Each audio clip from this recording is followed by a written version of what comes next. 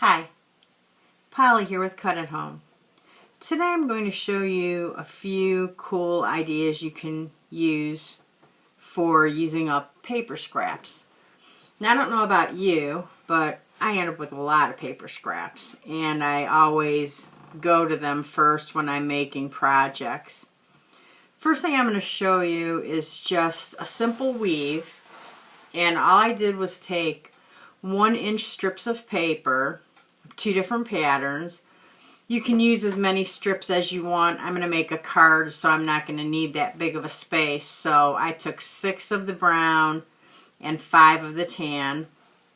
And I'm just weaving them in and out in a basket weave pattern. It's really pretty simple. So you just are going to weave them in and out. And once you get the first couple, it kind of holds everything in place. So you'll be able to just do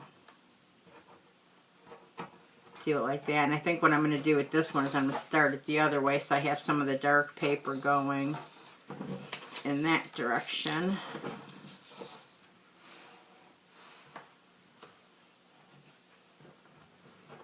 And just push it up, right up against your last weave. And then this one here.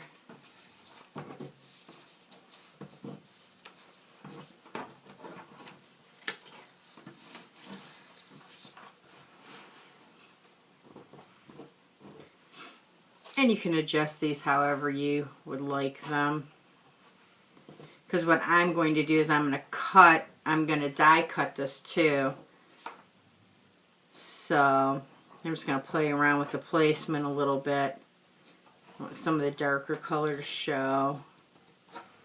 And then what I'll do is I'll just adhere these down where they're sticking up. And then I will be ready to die cut it. So what I did is I adhered these together, trimmed off the edges, and I ran it through a Xyron sticker machine. If you don't have a Xyron machine, you can just use a thin piece of paper. Just adhere it down so when you die cut it with a Spellbinders die, it won't come apart. So I'm just going to trim this off and then I'll be ready to cut it out. You can also emboss this with an embossing folder. So I did decide to emboss this as well. I use a Darice dotted embossing folder, and that's how it looks embossed. And I am going to use a Spellbinder die, classic scalloped large, to cut out a shape for my card.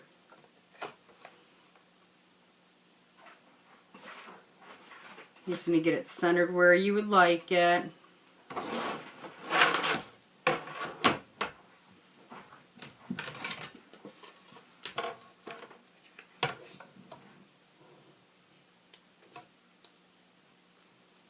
Actually, I want to turn that the other way.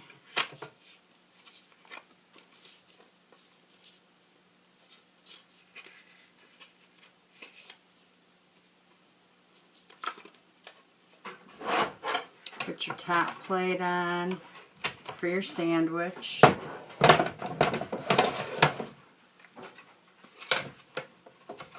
And run it through.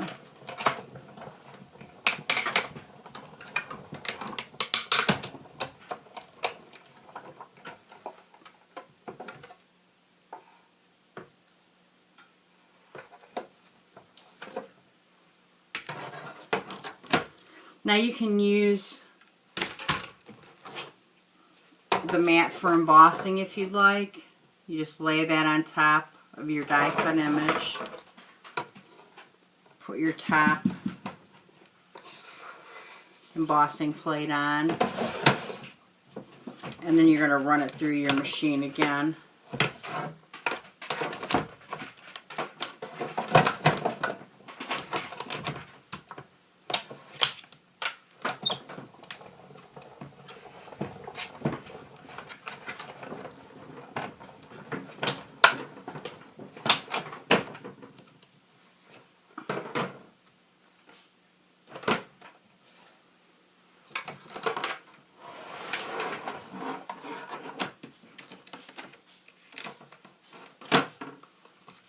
there you have it.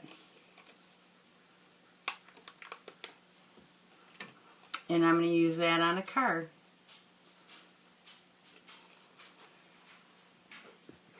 Something else I did want to mention, if you go back and trim the edges on your first piece, and if you put your image in the center, you can use this for a card as well. This would make a really cute card.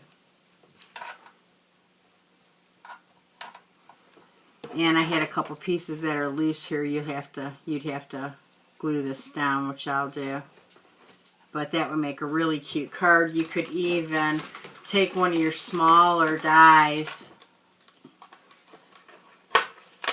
you know, cut something out there and elevate it.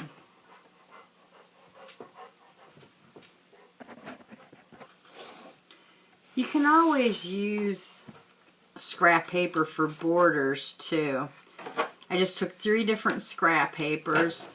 This paper here I cut 5x7 for a card base. That is a Heartfelt Creations paper. And I'm just gonna make a little border for it. So I took just a plain piece of paper. I used a border punch and punched the edge. So I'll run that along the card. And then I just cut another piece of paper 1 inch, and I'll layer that. And I cut another piece of paper 1/2 inch, and I'm going to layer that, and I might finish that off with ribbon or washi tape. But that's also another really quick, pretty effect you can get with just some scraps of paper.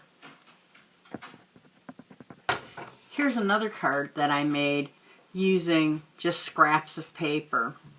And all I did for this one is I cut 1 inch squares of random paper, and on the corner I cut little 1/2 inch squares. I also cut 1/2 inch squares for the giraffe, and I pieced them together. Then I die cut the giraffe. I actually did this on my silhouette, and then I just pieced these papers around the edge and bordered the giraffe in the center. So that's all out of scraps of paper.